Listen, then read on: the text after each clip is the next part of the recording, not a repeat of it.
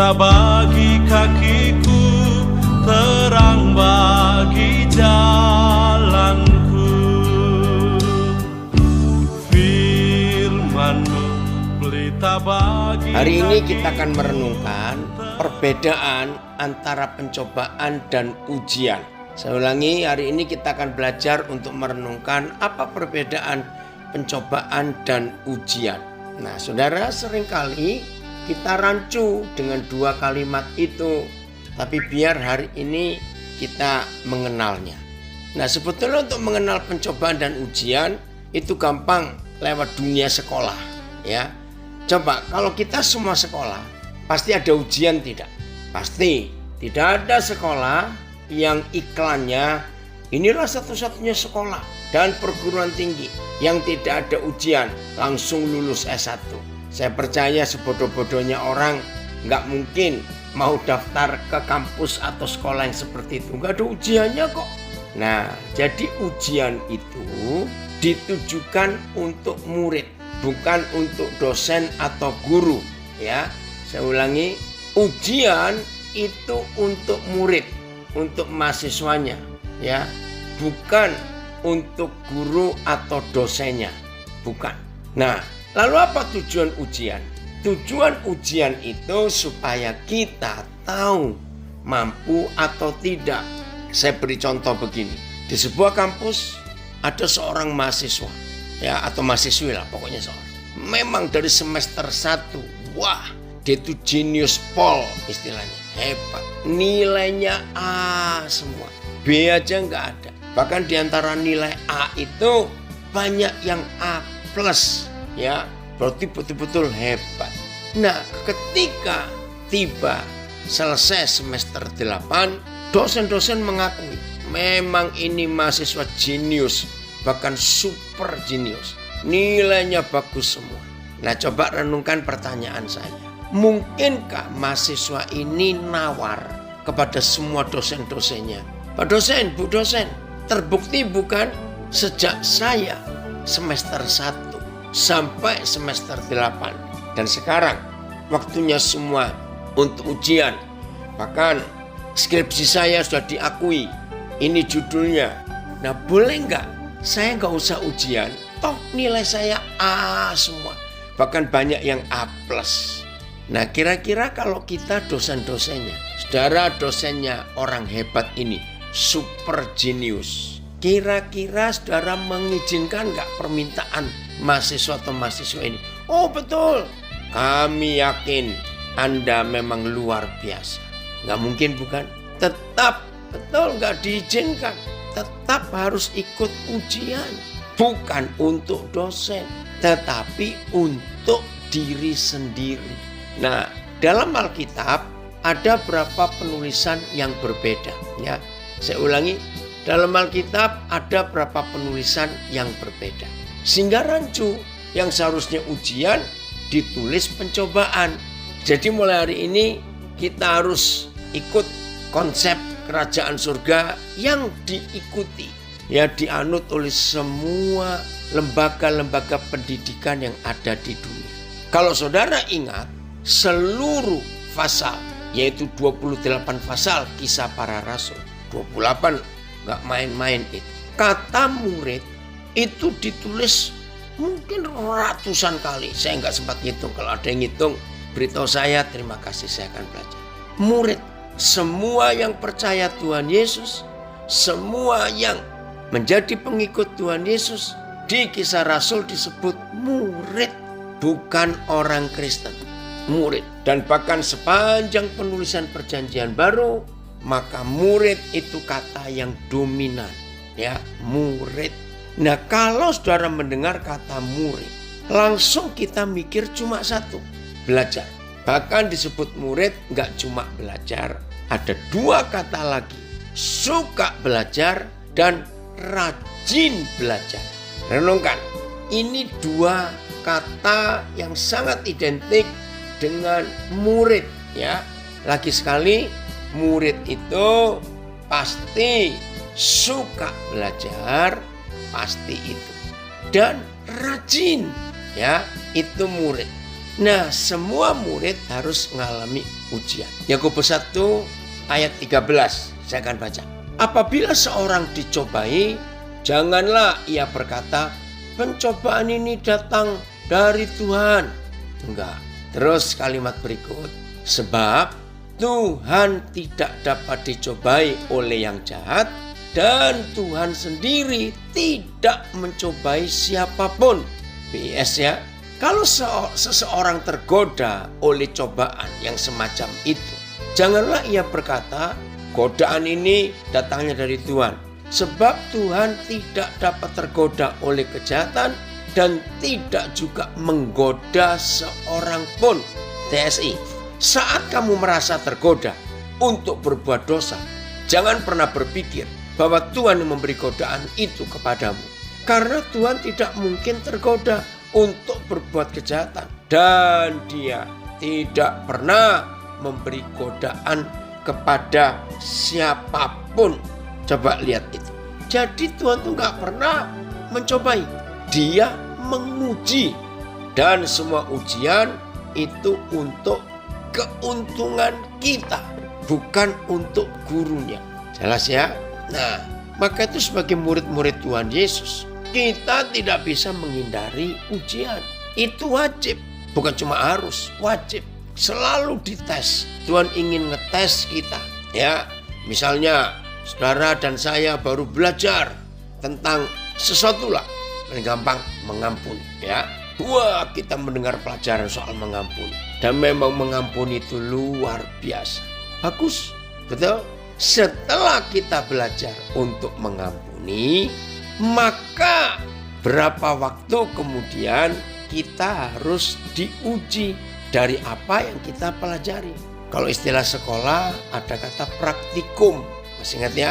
Praktikum. Ya udah, ayo kita praktek dari semua pelajaran yang kita sudah terima itu. Karena yang namanya murid begitu belajar ya harus ada ujian, ada tes. Bisa atau tidak. Jadi siap diuji harus itu. Kalau pencobaan itu tidak punya 2-3 tujuan dan motivasi. Ulangi, kalau pencobaan itu tidak punya 2-3 tujuan atau motivasi. Hanya satu, pencobaan itu tujuannya dan motivasinya untuk menjatuhkan. Mengampuni itu kata-kata yang mudah, tapi kenyataannya sangat berat. Walau akhirnya saya bisa melaluinya setahap demi setahap. Gak boleh setahap demi setahap. Halo langsung selesai begitu. Mengampuni itu indah, mengampuni itu gampang. Setiap kali ada orang menyakiti kita, perhatikan ya, ini yang diajar oleh Matius 18 ayat 21 sampai 35. Saya ulangi, Matius 18 ayat 21 sampai 35. Inilah cara termudah untuk kita bisa mengampuni dan selalu mengampuni. Apa itu? Tiap kali saudara disakiti seseorang dalam bentuk apa saja, jangan bereaksi dulu kepada yang bersangkutan, tapi bereaksilah kepada Bapa di surga. Artinya begini, begitu saudara mengalami sakit, disakiti hati, difitnah, ditipu, pokoknya yang jenis itulah, bereaksi dulu kepada Bapa. Sesuai Matius 18 ayat 21 sampai 35. Ternyata kejahatan kita jauh lebih besar kepada Tuhan daripada kejahatan seseorang itu kepada kita. Nah, kalau saudara bisa melakukan, menyadari, mengingat bahwa kejahatan kita kepada Bapa di surga jauh lebih menyakitkan hatinya daripada perbuatan saudara kita itu terhadap kita. Itu masih kecil sekali dibanding kejahatan kita kepada Tuhan yang besar. Mengerti ya? Maka saudara, dengan mudah kita mengampuni.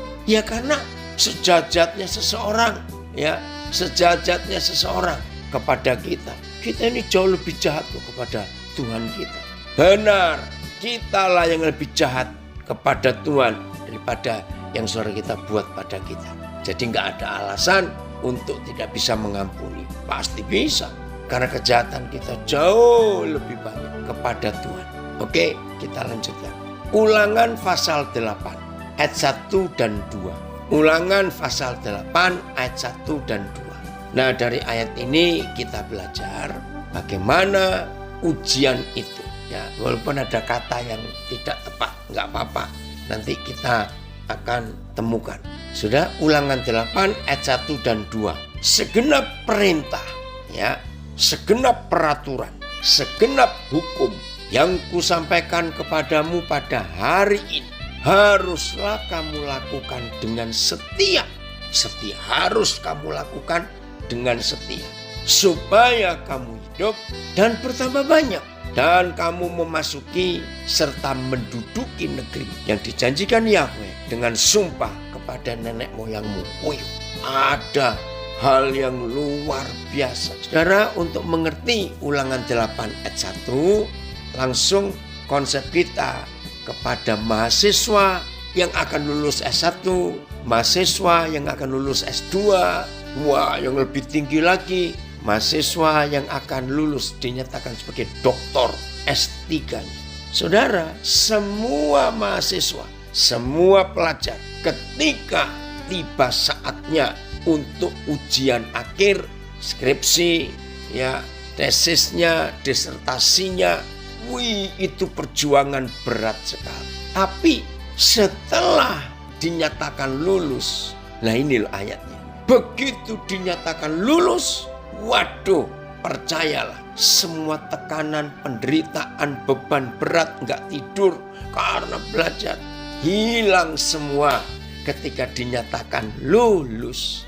Maka itu lihat kalimat ini. Supaya kamu hidup, supaya kamu lulus dan bertambah banyak, dan kamu meraih hasil. Kamu S1 sarjana, kamu master S2, kamu doktor S3, dan kamu memasuki serta menduduki negeri yang dijanjikan Yahweh dengan sumpah kepada nenek moyangmu. Nah, ini kan hasilnya. Betul, memasuki negeri yang dijanjikan Yahweh dengan sumpah kepada nenek moyangmu. Saudara, walaupun saya nggak pernah ikut wisuda, kan memang nggak kuliah, cuma punya ijazah SMA. Tapi saya sering menghadiri wisuda anak-anak saya, baik yang S1, S2, S3. Waduh, menyenangkan kalau lihat mereka dinyatakan lulus. Sebagai orang tuanya kami ikut bangga. Nah ini loh, tapi harus lihat kalimat pertama, Ulangan 8 ayat 1, segenap perintah yang kusampaikan kepadamu pada hari ini, segenap mata pelajaran, segenap mata kuliah yang disampaikan kepada kalian sebagai murid dan mahasiswa, haruslah kalian lakukan, kerjakan, selesaikan tugas dengan setia. Keren ya? Nah, begitu para murid, pelajar, mahasiswa dengan tekun mengikuti semua pelajaran dan praktikumnya, begitu dinyatakan lulus, aduh, lega sekali. Nggak sebanding dengan apa yang dirasakan perjuangannya untuk ujian itu. Ayat 2, Ulangan 8. Ingatlah kepada seluruh perjalanan. 40 tahun loh saudara. Ingatlah kepada seluruh perjalanan yang kau lakukan atas kehendak Yahweh Tuhanmu, atas kehendaknya di padang gurun selama 40 tahun ini. Berarti mereka kuliah, catat 80 semester. 80 semester, luar biasa. Saya ulangi ya, lihat ayat ini, hebat sekali.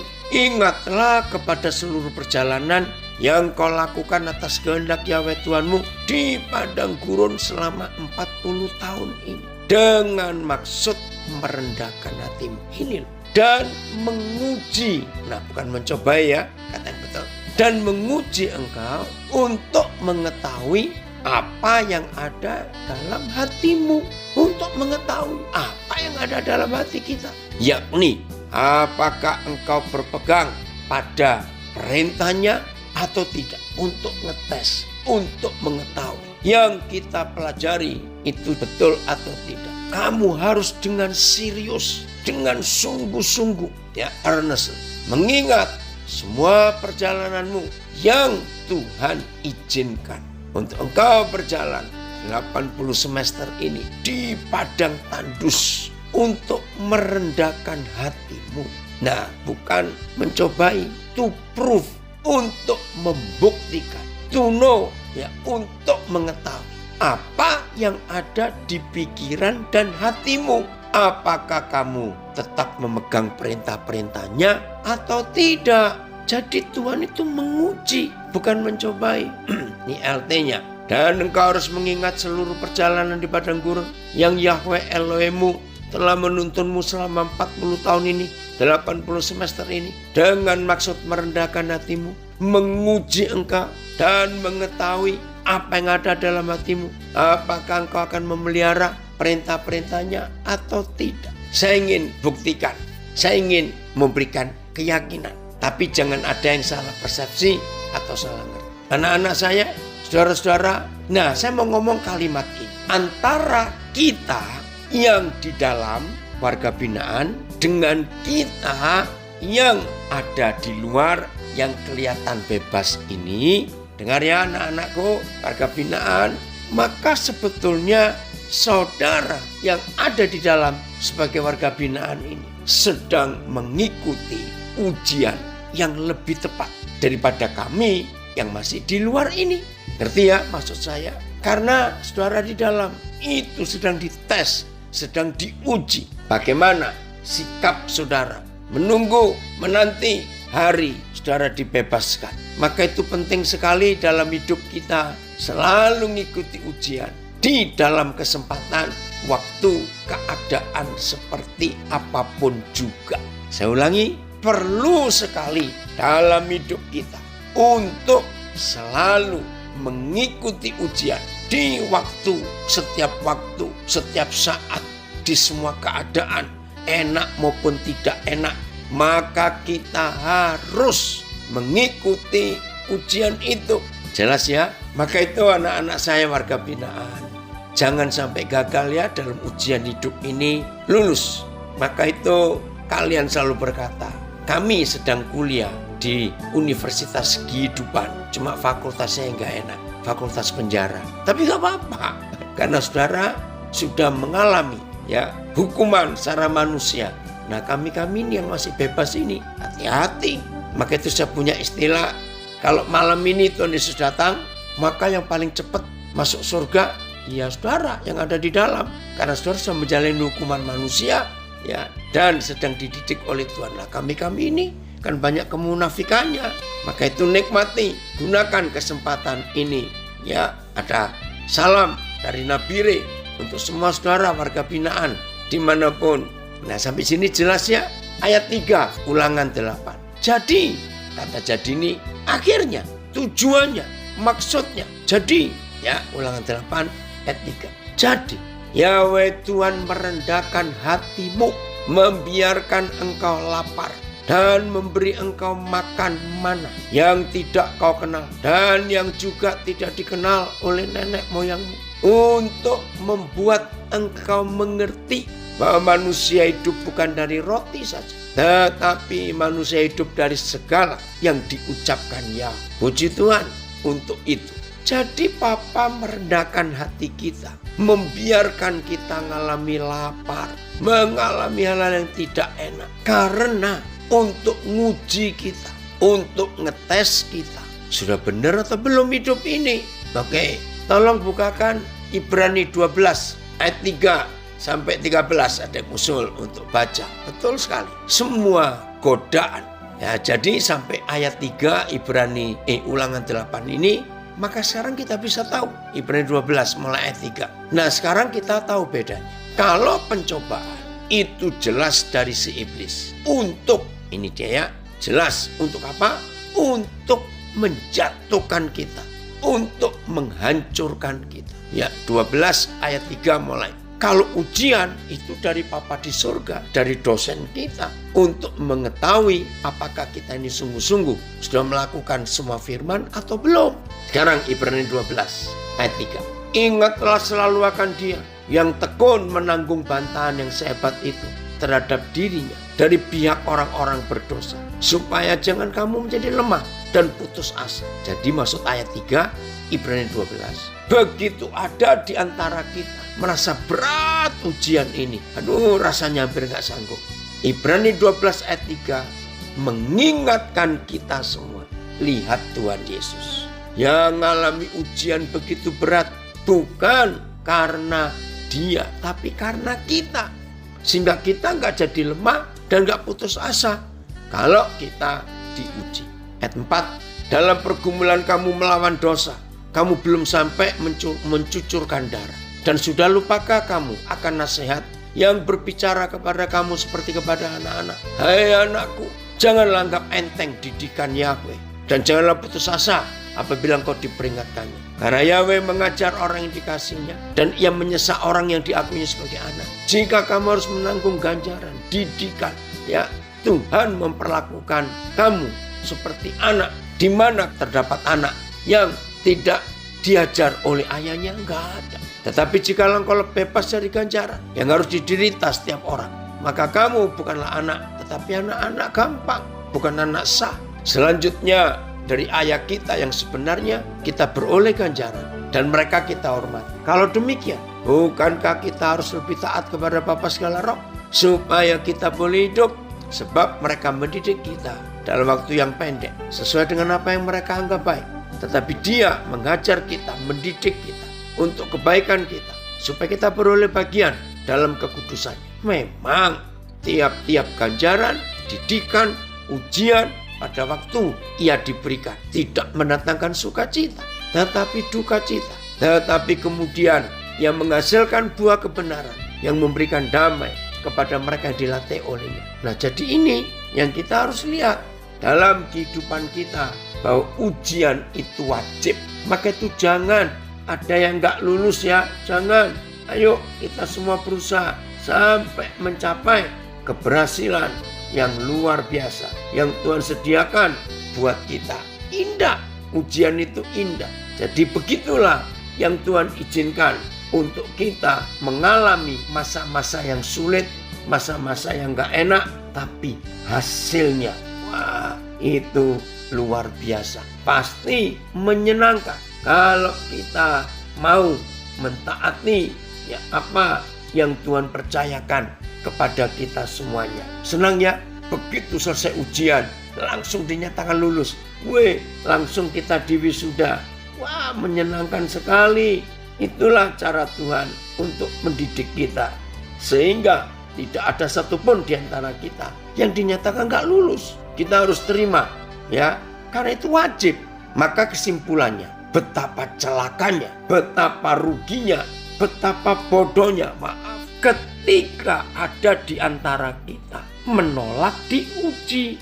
Coba saya ulangi lagi, setelah kita mendengar ini, betapa ruginya, maaf, betapa bodohnya kita kalau ada di antara kita yang menolak untuk ikut ujian. Rugi ya? Nah, terus ada yang bertanya, apa bedanya doa-doanya Daud? Ujilah aku Tuhan, tes aku, buktikan aku ini benar atau tidak. Apakah jalanku ini serong? Nanti kita lihat ayat. Kenapa Daud doanya bisa begitu berani dan menantang Tuhan? Tapi kenapa dalam doa Bapa kami ya sebelum terakhir, karena engkaulah yang punya kerajaan, kenapa dalam doa Bapa kami justru ada doa yang aneh, sepertinya bertentangan? Tidak. Nah, memang disebutkan oleh Tuhan Yesus, janganlah membawa kami pada pencobaan, melainkan lepaskanlah kami dari yang jahat, karena engkaulah yang punya semua itu. Nah, bedanya di mana? Nah, bedanya doa, jangan bawa kami pada pencobaan, melainkan lepaskanlah kami daripada yang jahat. Istilah ini ya, istilah. Itu anak-anak pelajar yang SMP, SMA. Ingat waktu kita dulu belajar, waktu masih SMP, SMA. Kalau guru kita berkata, anak-anak, Rabu depan kita ulang, hampir serentak seluruh isi kelas berkata, masa Bu, masa Pak, ulangan lagi. Begitu loh.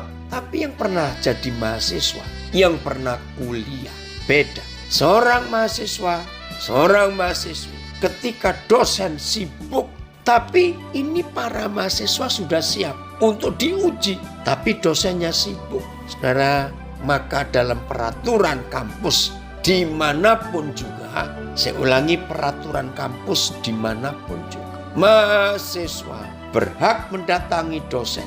Ingat, mahasiswa berhak mendatangi dosen untuk minta diuji. Pak dosen, Bu dosen, kami sudah siap ini. Kapan ujiannya? Nah, beda bukan? Beda jenjang, beda tingkatan. Jadi kalau ada yang nggak setuju nggak apa-apa. Saya cuma berbagi saja. Kalau ada di antara saudara nggak mau diuji, ya nggak apa-apa. Ya tapi waktunya terbuang. Semakin sering ulangan atau ujian, semakin ketahuan kita smart atau bijaksana dalam hal apa saja. Jadi jangan takut dengan ujian. Nah, ini yang saya mau katakan. Tapi kalau ada yang nggak setuju nggak apa-apa. Dalam 1 minggu yang kita jalani, kok adem ayem, tenang-tenang, nggak ada ujian. Nah, saya harap semua kita minggu ini mengajukan diri kepada Bapa di surga. Apa majukannya? Ujilah aku Tuhan. Nah itu Mazmur 26 ayat 2. Harus berani minta. Kok minggu ini tenang-tenang ya Tuhan? Kami pengen segera ada ujian ini. Kenapa kok diam-diam saja Tuhan? Nah begitu saudara. Maka itu kalau kita mau hidup sebagai murid-murid Tuhan Yesus, tidak ada jalan lain. Kita harus siap untuk diuji. Kalau gereja biasanya ayat ujilah aku dihubungannya dengan perpuluhan. Oh kasihan. Iya betul, menyedihkan ya. Ini ada komen ini. Kalau gereja biasanya ayat ujilah aku dihubungkan dengan perpuluhan, ya tes aku Tuhan. Nah, salah itu, maaf. Mazmur 26 ayat 2. Berapa terjemahannya? Terjemahan baru.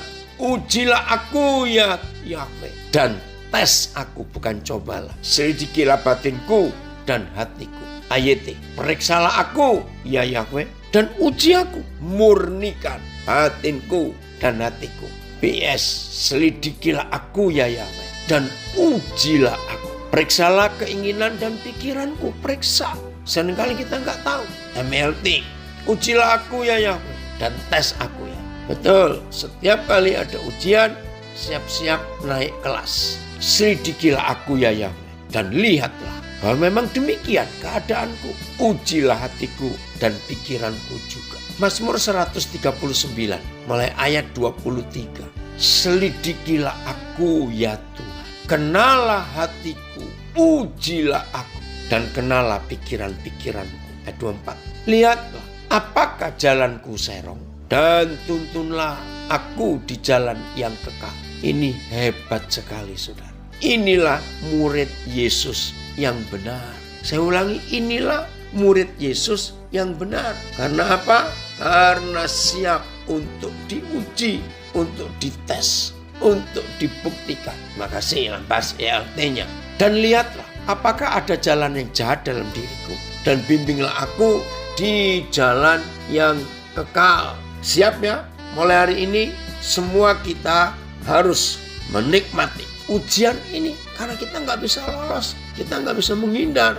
Harus siap untuk menikmatinya. Karena kasih Tuhan akan makin nyata dalam ujian-ujian itu. Saya ulangi ya saudara. Kasih dari Bapa di surga akan makin nyata di dalam ujian-ujian yang kita hadapi. Makin nyata.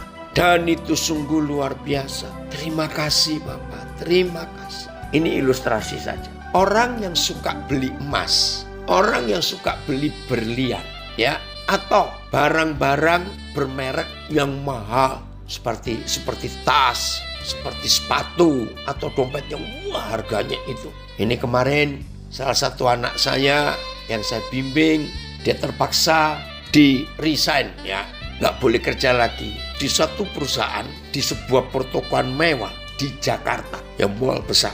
Nah, satu merek dari Italia, saya itu kaget. Targetnya karyawan di situ, targetnya 1 bulan harus bisa berhasil menjual barang di toko itu 3 miliar 1 bulan. Hah, saya kaget. Apa ada yang beli? Banyak Pak. Terus saya tanya, nah di toko itu yang kerja berapa orang? 24. Ya tapi ada shift. Wih, saya bilang hebat sekali. karena memang itu merek mahal. Akhirnya dia tidak mencapai target. Terus saya tanya, nah targetmu berapa sebulan? Nggak pernah Pak, 2 miliar. 1,5, 1,8 miliar. Aduh, saya aja mendengar kata itu sudah gede loh. Iya Pak, kalau lihat angka. Tapi ini target. Nah, ini barang mahal. Saudara percaya? Tidak ada orang beli emas, ya. Tidak ada orang beli berlian atau barang-barang bermerek yang nggak dites dulu. Nggak ada. Loh kenapa? Karena banyak yang palsu. Emas campurannya nggak benar. Berlian sekarang ada pabrik loh yang bisa membuat berlian palsu. Mirip sekali. Kalau yang nggak ngerti berlian bisa ketipu. Bayangkan kalau benda-benda seperti itu aja harus ada tesnya. Apalagi murid-murid Tuhan Yesus. Harus dinyatakan sempurna lewat ujian, lewat tes, lewat berbagai macam hal-hal yang gak enak yang terjadi. Maka itu lagi sekali saya katakan warga binaan, anak-anak saya lulus ya, jangan gagal ya. Ayo percayalah, setelah kalian semua keluar dari universitas kehidupan, kalian akan dinyatakan emas yang murni, berlian yang luar biasa. Karena selama di dalam, saudara-saudara diuji. Nah begitu pula kita yang di luar. Izinkan Tuhan menguji kita, ya, walaupun dengan cara yang tidak enak. Ini intermezzo saja. Siapa yang pernah ngajari Tuhan, dengar baik-baik. Siapa yang pernah ngajarin Tuhan untuk minta soal sendiri? Ngerti maksudnya? Jadi waktu ujian, Tuhan diajari. Tuhan, soalnya yang enteng-enteng ya Tuhan. Jangan yang berat-berat. Terus Tuhan, kalau pakai orang untuk menguji saya, jangan orang yang kasar-kasar ya Tuhan. Orang yang lembut-lembut saja. Gak bisa. Kita harus menyerah dan terserah kepada penguji kita. Dia, dosen kita, mau ngasih soal seberat apa, seringan apa, itu hak dia. Jadi kita tidak boleh menentukan soalnya. Nggak boleh, biar Tuhan yang menentukan soalnya seperti apa. Karena dia yang paling tahu. Nah, maka itu harus lulus. Jangan minta Tuhan soal yang enteng-enteng, yang ringan-ringan. Kalau perlu, tambah lagi Tuhan, tambah lagi Tuhan. Maka hasilnya akan luar biasa. Maka itu hari-hari ini siapa di antara kita yang belum mengalami ujian, apalagi sampai sebulan, kok rasanya tenang-tenang ya? Weh, hati-hati itu, minta, berdoalah, ujilah aku Tuhan. 1 Petrus 1 mulai ayat 5. Yaitu kamu, saudara dan saya, yang dipelihara dalam kekuatan Tuhan. Terima kasih Bapak, terima kasih. Saya ulang, yaitu kita yang dipelihara dalam kekuatan Tuhan karena iman kita. Sementara kita menantikan keselamatan yang telah tersedia untuk dinyatakan pada zaman akhir. Bergembiralah akan hal itu. Suruh bergembira loh saudara. Ayo, sukacita, bergembira akan hal itu. Sekalipun sekarang ini kamu seketika harus berduka cita oleh berbagai pencobaan, berbagai ujian yang betul ya. Meskipun sekarang ini untuk seketika harus berduka cita oleh berbagai ujian. Betul. Hampir nggak ada pelajar mahasiswa kalau waktu ujian itu senang-senang sukacita, enggak, tegang. Ya, rasanya bagaimana? Nah, lihat ayat 7. Maksud semuanya itu ya. Maksud ujian-ujian itu yang gak enak semuanya ialah untuk membuktikan kemurnian imanmu yang jauh lebih tinggi nilainya. Haleluya. Untuk membuktikan kemurnian imanmu. Maksud semua ujian-ujian yang gak enak, yang jauh lebih tinggi nilainya daripada emas yang fana, yang diuji kemurniannya dengan api, tesnya dengan api. Sehingga kita kalau lulus ujian, lihat ada 3 hal besar yang terjadi di hidup kita kalau kita lulus ujian itu. Saya ulangi, sehingga kita semua memperoleh 1. Puji-pujian, 2. Kemuliaan, 3. Kehormatan. Dari Yesus Kristus menyatakan dirinya. Saudara bayangkan, sedahsyat itu hasil ujian. Puji-pujian, kemuliaan, kehormatan. Ya siapa yang gak mau? Ya mau dong. Ayat sehingga imanmu yang lebih berharga daripada emas yang fana, sekalipun telah teruji oleh api, terbukti murni dan menghasilkan 1 pujian, 2 kemuliaan, dan 3 kehormatan pada saat penyataan Kristus Yesus. Terima kasih. PS, tujuannya ialah untuk membuktikan apakah kalian sungguh-sungguh percaya kepada Tuhan atau tidak. Emas yang dapat rusak pun diuji dengan api. Nah, iman kalian adalah lebih berharga dari emas. Jadi harus diuji juga supaya menjadi teguh. Dan dengan demikian kalian akan dipuji dan dihormati serta ditinggikan pada hari Yesus Kristus datang kembali. TSI-nya, Dia mengizinkan kita diuji untuk membuktikan apakah kita sungguh-sungguh yakin kepada Kristus atau tidak. Keyakinan kita ibarat emas yang diuji dan dimurnikan dengan membakarnya dalam api. Kalau emas yang fana pun diuji sedemikian keras, terlebih lagi keyakinan kita yang kekal, yang lebih berharga daripada emas. Bila keyakinan kita bertahan melewati ujian itu, kita akan menerima hormat, pujian, dan kemuliaan ketika Kristus Yesus menyatakan diri pada hari kedatangannya.